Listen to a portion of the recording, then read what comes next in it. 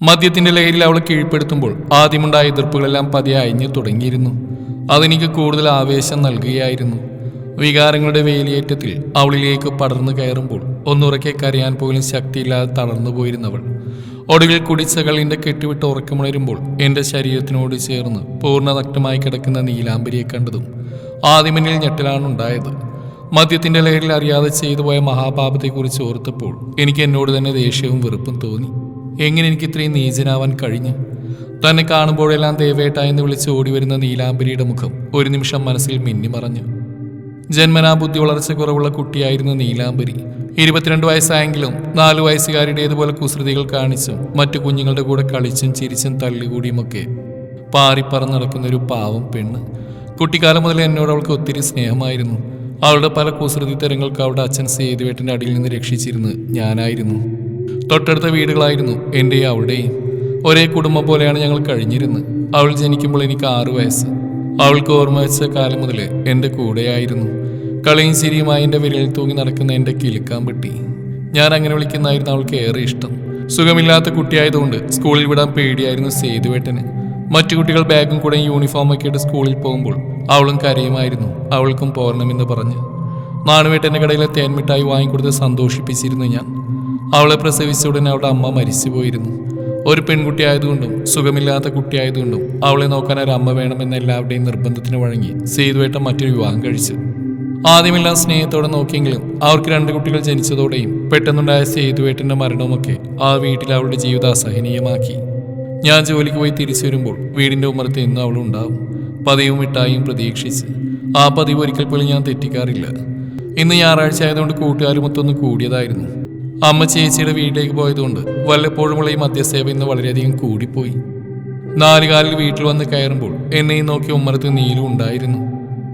അവളുടെ പതിവ് കുസൃതിത്തരങ്ങളുമായി എൻ്റെ അരികിൽ വന്നപ്പോൾ എൻ്റെ ഉള്ളിലെ ചെകുത്താൻ ഞാൻ അറിയാതെ ഉണർന്നിരുന്നു.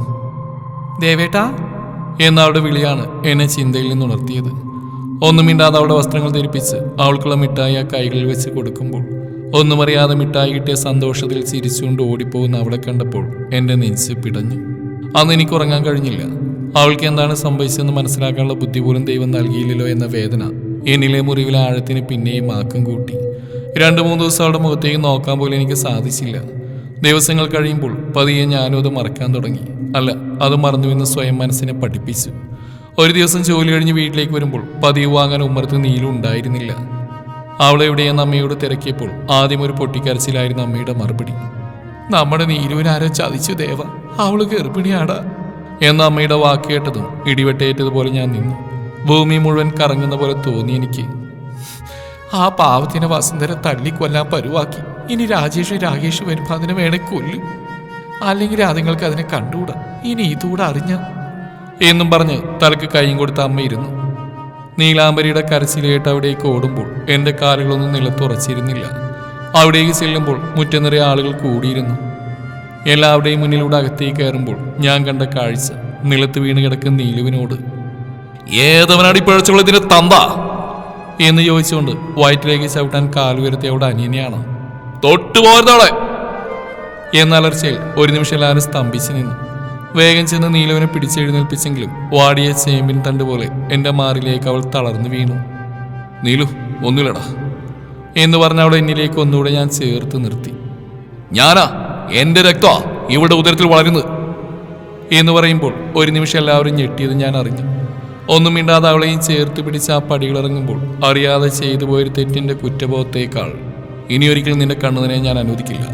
എൻ്റെ അവസാന ശ്വാസം വരെയും നിന്നെ ഈ നെഞ്ചിൽ ചേർത്ത് നിർത്തുമ്പോളെ എന്നൊരു ഉറച്ച തീരുമാനം എടുക്കുകയായിരുന്നു ഞാൻ. എല്ലാ തെറ്റുകളും ഏറ്റുപറഞ്ഞ് അമ്മയുടെ കാലുകളിൽ വീഴുമ്പോൾ നിറഞ്ഞ മനസ്സോടെ നിലവിളക്ക് കൊളുത്തി എൻ്റെ കിളിക്കാൻ പറ്റി അമ്മ സ്വീകരിച്ചു. പിറ്റേന്ന് അമ്മയുടെ മുന്നിൽ വെച്ച് മഞ്ഞച്ചരടിലെ താലി അവളുടെ കഴുത്തിൽ കെട്ടി.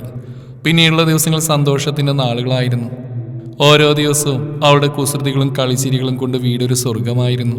വീർത്തു വരുന്ന വയറവൾ അത്ഭുതത്തോടെ തലോടിയിരുന്നു. അതിൽ കുഞ്ഞുവാവയാണെന്നും കുറച്ച് മാസങ്ങൾ കൂടി കഴിഞ്ഞാൽ എൻ്റെ നീലുവിനെ അമ്മയെന്ന് വിളിക്കാൻ ഒരു വാവ് കൂടെ വരുമെന്ന് പറഞ്ഞ് അവളെ മനസ്സിലാക്കി കൊടുത്തു. അതിൽ പിന്നെ വാവക്കായിട്ടുള്ള കാത്തിരിപ്പിലായിരുന്നു അവൾ. അവർക്ക് വേണ്ടതെല്ലാം വാങ്ങിക്കൊടുത്തും അവളുടെ എല്ലാ ആഗ്രഹങ്ങൾ സാധിച്ചു കൊടുക്കാനും ഉത്സാഹത്തോടെ ഞാനും അമ്മയും മത്സരിച്ചുകൊണ്ടിരുന്നു. അവളുടെ വയറിൽ മുഖം ചേർത്ത് ആ മടിയിൽ കിടക്കുമ്പോൾ മുൻപൊരിക്കലും സന്തോഷിച്ചിട്ടില്ല ഇത്രയുമെന്ന് ഞാൻ ഇന്നും ഓർക്കും. പ്രസവ തീയതി അടുക്കും തോറും അവൾക്ക് വയ്യാതായി തുടങ്ങിയിരുന്നു.